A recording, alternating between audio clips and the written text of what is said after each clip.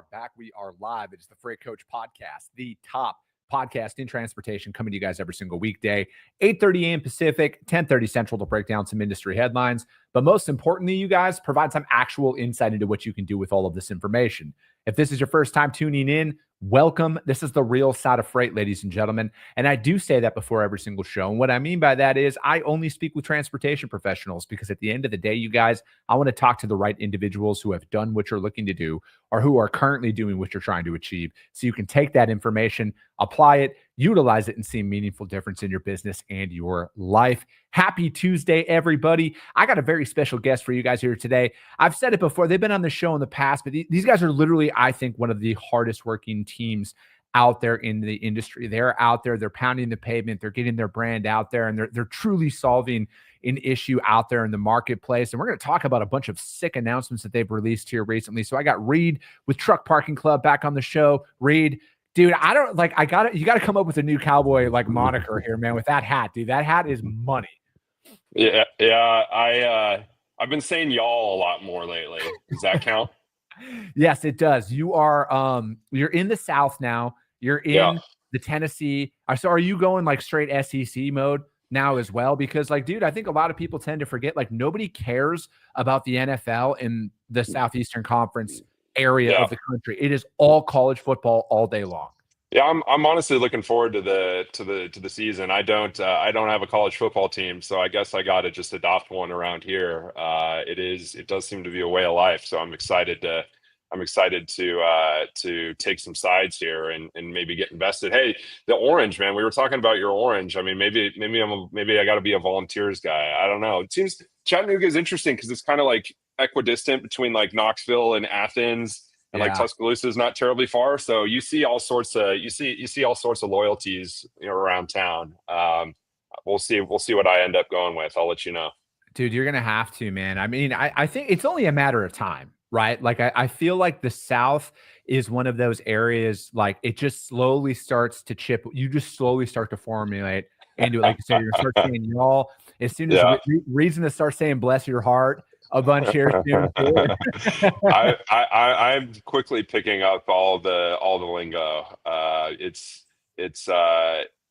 I'm transforming. Yeah, I'm transforming. So, dude, what's been new out in your guys' world? You guys, I mean, I'm not joking or even trying to blow smoke when I say you guys are some of the hardest working people in the industry, because you guys are literally nonstop out there branding, working on that. And I want to talk about branding first, though, before we get into any of your guys' releases here, man, because it's how is it, from your perspective, being, the chief marketing officer over there, how freeing is it to know that you can literally just do what you want to do and there's no corporate box you got to stay inside? It was definitely just a precondition to taking the job. I mean, and I didn't really bring that sort of culture here. That's kind of how it's been from the very beginning. I mean, it's just a natural reflection of the characters involved in the story, so to speak, right? Hunter is kind of our face, the face. He's the one on all the videos, going to all the truck shows. That's just kind of who he is. And when I started working with these guys on the side, just helping with content and stuff like that, it was one of the things that really attracted me, or made it obvious that this was the right team solving an important problem right at the right time, and the right team being just folks who had a lot of personality, were comfortable in front of the camera, naturally created content just by living. And if you just put a camera on it, it's just okay, this is exactly how they are, even with the cameras off. And it just makes your job from a content standpoint so easy. It's not forced. You don't really have to ask for anything. It just kind of flows. And so that's just kind of how it's always been. And it definitely makes my job a lot easier. I think that, I don't know about you, but I know the amount of people over the years who have came to me and said hey man, I want to create content, or I want to do something like that, but I don't know how. Or, it's I feel the term, I'm sure you've been told the term authenticity, you got to be authentic, but so many people just want to be 80% authentic, right? They want to fit in all of these boxes. And I think one thing that you guys have done well, and I know, Paul Freight Caviar, he's done really well at this as well, is it's just like you plant your flag and you just roll with it, right? Like you just unapologetically be yourself out there, because it doesn't matter what you guys do or say. And, and this goes for me as well. Somebody out there is not going to be happy with it at some point, eventually someone's going to not be happy with it. So it's like, to me, it's like, man, if you're going to speak it, just speak your mind, be yourself, and you will attract that right customer base and that right tribe that I think like a lot of people are ultimately searching for. Yeah. I mean, it is definitely cliched, that you got to be authentic, but it is, true. I think a lot of people just forget that it takes a long time whenever you like are getting into the content game, especially. It just takes a long time of just pounding the pavement, just doing it over and over and over again before anyone really starts to notice. And if you're not doing what makes sense to you, it can be a very difficult task to produce the quantity of output required to reach like a critical mass. You know what I mean? And if you're not doing something that just like comes naturally, so to speak, then it's just like impossible. So you might as well do what makes sense to you, because that's about the only thing that's going to give you the amount you need to really make something happen. How much content do you think most people need to make to really kind of get that ball rolling? And you can talk about it from a personal standpoint or like a business standpoint, like with what you guys do at Truck Parking Club, because you guys release a lot of content as a company. Yeah. I mean, we probably do 4, 5, 6 posts a day, and we've been doing that for almost 2 years, over 2 years. And so, I mean, we've done, tens of thousands of posts, and we've done, hundreds of millions of impressions, and we've got, probably 600,000 or 700,000 followers across all our channels. And that's really only, that's a result of the team doing a really good job producing kind of the raw material, taking lots of photos. It helps that we're on the road all the time, right? We have all the vans driving around. We go to a lot of truck shows. We talk to a lot of drivers, and that just naturally begets itself for content. And so it kind of just flows naturally from that. I think from a company standpoint, we're well positioned to make it, quote unquote, it's not easy, but it's a lot easier than just trying to like fly into a company that's already existing and being like, hey, you guys need to change everything you do to produce content. And that's been what's worked for us. I think from a personal standpoint, it still is, there still is a high bar for just output that you need to hit in order to really make anything happen. And it can feel, again, from a personal standpoint, but it's probably applicable to brands too. It's like, it can feel like a chore, and especially when nobody, like, you post something and like nobody interacts with it, it can feel bad.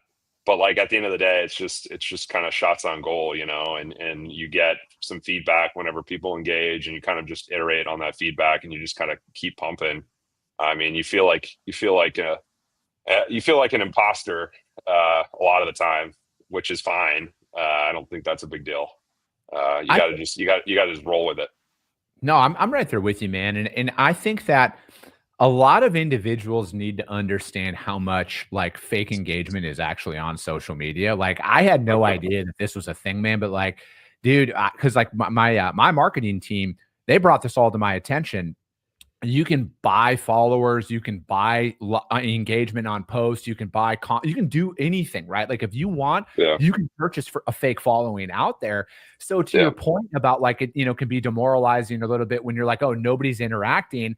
I think nobody's interacting at that level that some of these individuals out there, and this is just like influencer world entirely. Like this isn't a trucking thing. This is like kind of out there because a lot of these people get exposed. And I think like, it's like, you got to ask yourself though, like, why are you creating content though? Like, what is it?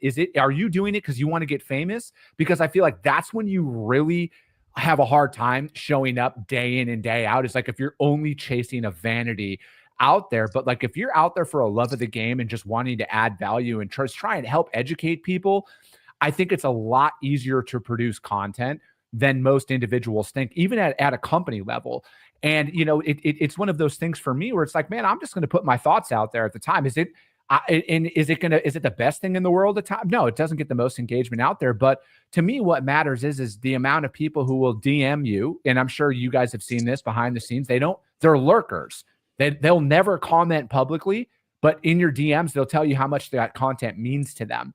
And that is the stuff out there that I feel like if you're a brand or you're an individual and you get those messages, that's when you know you're really on the right track, because it's like, I feel like there's enough information out there or enough people out there who they create stuff, but it's a mile wide and an inch deep. Like it has no meaningful effect out there. It might look good on paper, right? Like, oh, I got 3 million pieces of engagement in a 30-day period. Yeah, but like 99.999% of it was not effective out there, and it didn't actually add value to people's lives. Yeah, yeah. I mean, I think it again, it comes back to what comes naturally to you. I mean, not to say that if something doesn't come naturally right off the bat and it doesn't work, that means you shouldn't do it. I don't think that's necessarily it. I think you still can be, purposeful about like, okay, this is what I want to do, and you try, but you have to do it in a style that makes sense to you, and that's something that you develop over time. I think, I think entertainment, like you cannot be boring. You know what I mean? if you want to, and this is for brands and for individuals. I mean, if you're boring, like forget about it. Like you don't want to be, a ship passing in the night. Like you want to be an orange shirt guy, just yelling and being noticeable. No matter what you're saying, you have to figure out a way to stand out, because if you scroll these feeds, it's easy to just go into zombie mode and just look at 1,000 things and you don't know what any of them are. But if you can jump off the page, in whatever way possible, that's really the name of the game. So. No, absolutely, man. And I mean, speaking of things kind of jumping off the page here, truck parking is in the big beautiful bill. It's out there. There's a lot of money that is now being noticed at the federal level and being earmarked for this. And how much, like, again, because you guys are out there talking to drivers all the time. And then obviously drivers are the end users of truck parking, the accessibility and stuff out there. So when they see headlines like this, when they see an administration really fighting for them, what's that general reaction from a lot of those drivers out there? Is it like finally somebody's actually doing something? Yeah, that's been what I've heard. I mean, I think a lot of folks are applauding it. I mean, and this is amongst all the other things they've done. It seems like, Sean Duffy, the DOT secretary, has been pretty active out there talking to drivers. I don't know if you follow him on Twitter, but he's been putting out a lot of content of him, just out in the world. Okay. I think like maybe last week he was up in Wisconsin at Schneider's headquarters, if I'm not mistaken. Okay. And was just like doing content there, talking about, the things they're doing for drivers and for the industry at large. And obviously truck parking is a huge part of that, which is a good thing. That's a great thing. And it's sorely needed, because the solution to the issue of there not being enough truck parking is a multifaceted solution, and the government stepping in to provide big dollars for big projects is a crucial part of that. And so it's good to see, for sure. And I think everyone, I haven't heard anyone say it's a bad thing. I think it's been received well. Yeah, no, I'm right there with you. And I think it was like, I was, being a Wisconsin guy, born and raised, I was excited when Sean Duffy got appointed out there, right? Yeah. It's not very often that you got a guy from Wisconsin at that high of a level in the government. And what it was, man, I mean, he's been a lot more active and vocal in areas than I think anybody has been in the past. When you're in the cabinet of the White House, you don't see that very often. And I feel like that's one thing that, again, to kind of like tie in content and social media to a lot of this, that's what I think more people want to see more of is like, man, like, are elected officials out there interacting with people, right? Like you can say what you want against the president, but like that dude's the most active person on social media, I think, that I've ever seen. And you want to see that, right? Because I feel like at the end of the day, you need to humanize a lot of this stuff, right? Just because you're in a position doesn't mean that you're better than anybody else out there. And that's what I love seeing those guys out on the streets, talking to the people that are actually affected by their decisions. And I feel like that's the literal point of the government is you need to be out there speaking to your people. You're making too much sense, Chris. Stop. I know. I will stop right now. We got to go back. Let's but no, man, let's get into some of these headlines. These like you guys are making moves out there, and it seems like obviously truck parking's your core business, right? But it seems to me, again, this is just from an outsider's perspective looking in, you guys are really starting to have like a holistic approach to the driver lifestyle as a whole here, right? And with the Club Cash wallet, what is this, man? Or like, what was the driving force behind getting something like this out there for your guys' customers? Yeah, I mean, I think it's in the Club Cash and our organization's deal and bringing on Brent and the platform science announcement we did, those are all kind of like connected together in a way, right? Yeah. Because one thing we hear a lot, especially from company drivers, is my fleet does not reimburse me for parking, right? And really the connection of all those features is really aimed at making it easy for fleets who want to provide a parking benefit to their drivers through an organization, which is essentially just like a fleet account where they can onboard all their drivers and then deposit either or use a shared payment method or set up kind of like a monthly deposit into the driver's wallet, the Club Cash wallet. That's essentially how they're going to be able to give access to their drivers to our network of locations, right? 2,370 some odd now, 40,000 plus spaces, and we grow. A big thing we need to emphasize is just the growth, right? We had 10 a day on average. We were at 400 or 500 this time last year. We're at 2,300 something now. We were at 1,000 in November. We're growing rapidly. We're adding 600-700 spaces a week now at this point.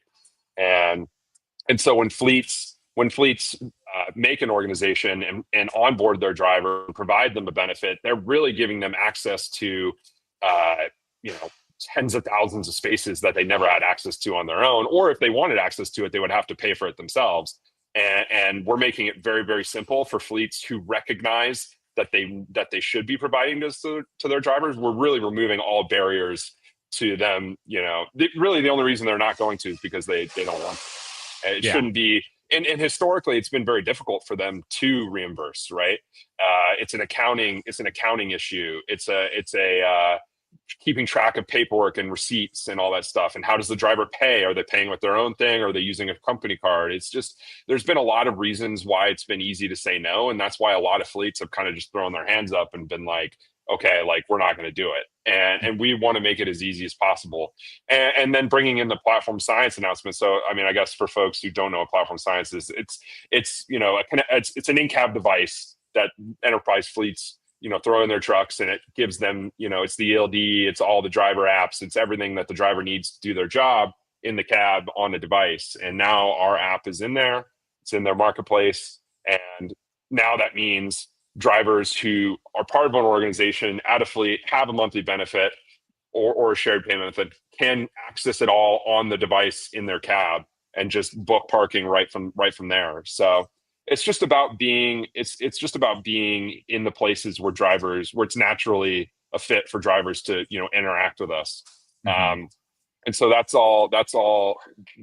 and then obviously we brought Brent on in February now, I think, so it's been a bit of time, but he's kind of spearheading that operation, and he's going to the big fleets and kind of pounding the pavement, being like, hey, here's what we're doing, here's how we're making it easier for you to provide this to your drivers, and here's how it works. And really just understanding how they think about it too, right? Because going to the fleet thinks about this from like a different perspective. Like obviously the drivers are like, man, I need a place to park. Like parking's hard.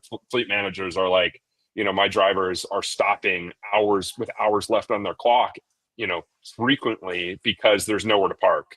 And then that's a huge just efficiency drag on the whole, on the fleet itself, but just the system in general, right? And when we survey our drivers, our trucker members, it's like, how often are you stopping? If not every day, it's a couple times a week. And when you do not get the most out of your clock every single day, you're leaving money on the table, and you're leaving time on the table, and you're being less productive. And so I think what the message we're trying to send is leverage Truck Parking Club, leverage our locations as a tool to be more efficient, right? Set your sights. If you're starting your clock, in the morning and you've got 500-600 miles to drive, you've got your 11 hours. It's like, just set your sights on something, reserve it. You're going to have a spot and make the most of your day. And that, as we add more locations, that's going to be more and more possible everywhere you go. And ultimately, we just think it's going to be a big productivity boost for the system as a whole, and it's going to make drivers' lives easier, and it's going to make fleets' lives easier, and it's going to just be better for the system.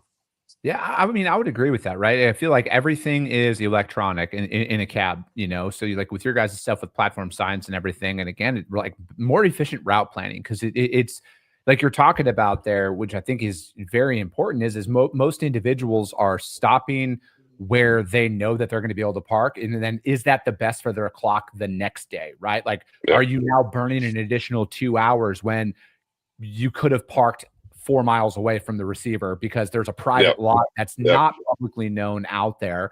It's not your prototypical truck stop. And that's where it is, man. It's like preserving your clock and being able to be more efficient, like you're talking about there, where you're maximizing that time every single day, as opposed to, again, driver safety. If you're tired, obviously pull over. All right, pull over and park, shut down.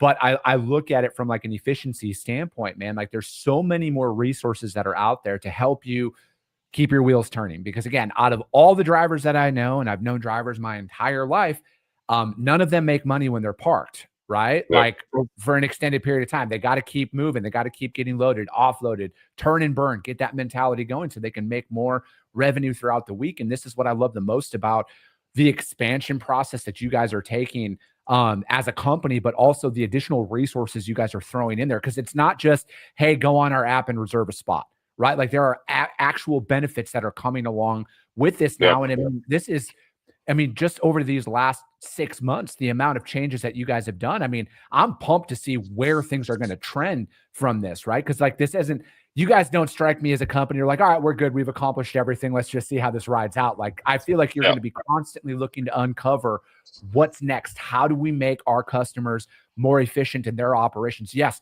parking is one part of our business, but it's more of like a lifestyle brand out there. Like, hey, what else can we do to help make these drivers' lives easier? Well, it's interesting you say that. I mean, I think we're starting to see examples of what that might actually mean for the daily life of a driver who's parking with us. We're starting to see that happen now. For example, we have a location in Texas, in Henderson, Texas. It's called Booker's Dude Ranch, and it's a brother and sister, and they've been in trucking their whole lives. Michael is his name. He's a driver. And they've got a location. They've got, I think, 10 spaces with us. And basically, if you park there, they're like going to cook you. They're going to cook you a meal. They do like Thanksgiving dinner there during Thanksgiving, and it's just like seems like it's like more than a place to park, so to speak. You park there and you like have a good time and you have a good experience. And I think that's kind of the blueprint for what locations might look like in the future. And as folks start to take notice of that and we shine a light on that, hopefully we can give other locations ideas for how to put their own interesting spin on it. And we've probably got, we certainly have way more examples that we probably don't even know about. Right. Yeah. Like, and that's going to be something that we start to shine a light on more over time. And I think, in years to come, it's going to be prevalent, and that's super exciting to us. Shoot, I had one other really awesome thing to say. Why is my brain blanking? Like, I feel like that is, you guys are also on the forefront of what is important to that next generation of driver. You know what I mean? It's really kind of digitizing that entire transaction, and it's making it more accessible. Because, when my dad was driving in the 70s and the 80s, man, like I don't think anybody ever expected an iPhone or an app or, something digital to go out there and book truck parking or, preventative maintenance or anything like that out there. So I feel like you guys are really attacking that. And I mean, a lot of the drivers that I follow on social media that are young, I mean, dude, they have like an entire gaming system in their, speaker of their truck, right? So like they're tech savvy, and so you guys also are got an investment from Cat. Like, like the scales and everything. Like, Yeah. how was that? And like, kind of like, what's the vision with that? Is it more of like a brand alignment with Cat scales kind of across the United States? It's, I mean, more than anything, they're a kind of an aspirational brand, right? And they've been around for, decades, and they've built a solid reputation as one of the most kind of reputable companies in the industry, Yeah. from a driver's perspective, especially. And they become part of the daily life, probably in some situations for a huge portion of the industry. And they've really done the work to build out, a scaled, pun Yeah. intended, network. And so they've got a lot of experience building that out, and they've learned a lot along the way, and they've got a lot of wisdom that they can impart on us. And so, interacting with that team and really trying to soak as much knowledge up as we can is and get as much, actionable advice as we can is a huge part of it.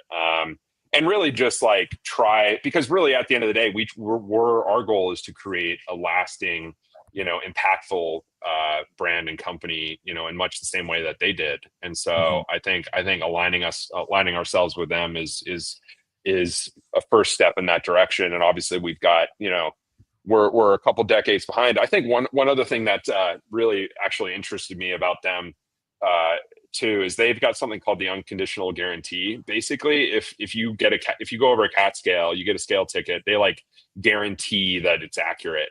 And if you get an overweight ticket or something, and you have a Cat scale receipt, they'll basically like represent you in court. Oh, wow.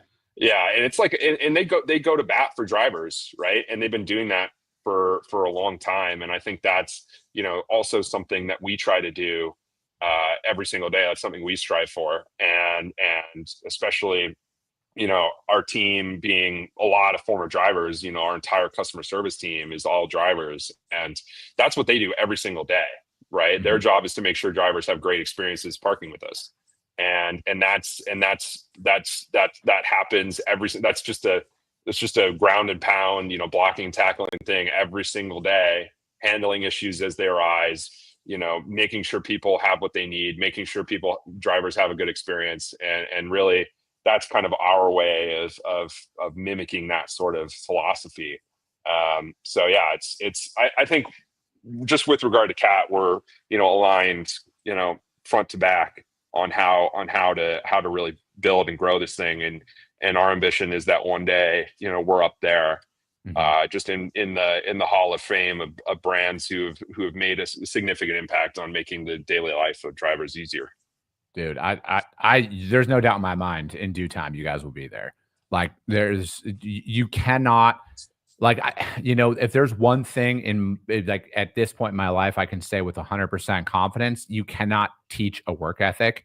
Either you have that or you don't. And you guys embody that. You guys are out there truly walking the walk. This isn't, this isn't a get rich quick scheme, where it's like you guys are trying to come in here, build something, be acquired, and then walk away. Yeah.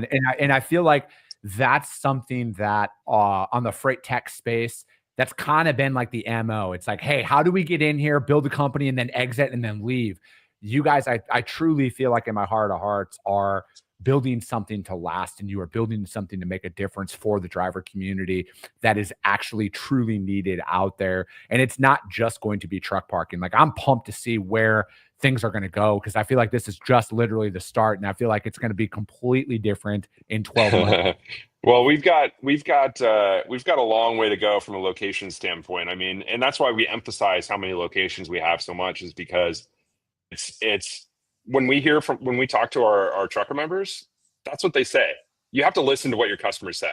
And if you listen to ours, they say we need more parking everywhere. Yeah. Right.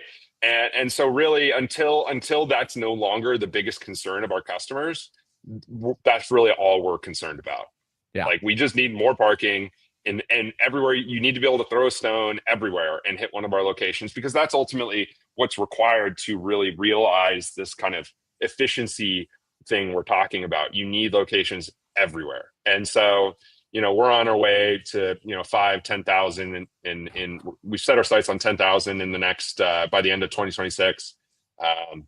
we've got a long way to go. And beyond that, it's like, we're not going to stop. Obviously we've got to have tens of thousands, and it's going to take time. And all the while, our goal is to, ensure that everyone has a great experience, ensure that people, if they have a bad experience, that we remedy it, and we just continually learn and improve. And as time goes on, obviously we just continue getting the word out, continue kind of highlighting how people are using us, because fleets are using us for all sorts of interesting things that they were never able to do before. So that's a whole can of worms too. So it's going to be fun, man. It is a lot of fun. Dude, I love it. Reed, thank you so much for your time today. How does anybody reach out to you guys to find out more about what you got going on in Truck Parking Club? Yeah, just go to truckparkingclub.com. That's all you got to do. Follow us on socials. Perfect. I love it. Reed, thank you so much for your time. That's going to be it for today, ladies and gentlemen. As always, if you got value in what you heard, subscribe to the show. If you're feeling really ambitious after this one, rank the show on iTunes and Spotify, because if you saw value, your network's going to see value as well. I appreciate you guys. I love you guys, and we'll be talking to you soon.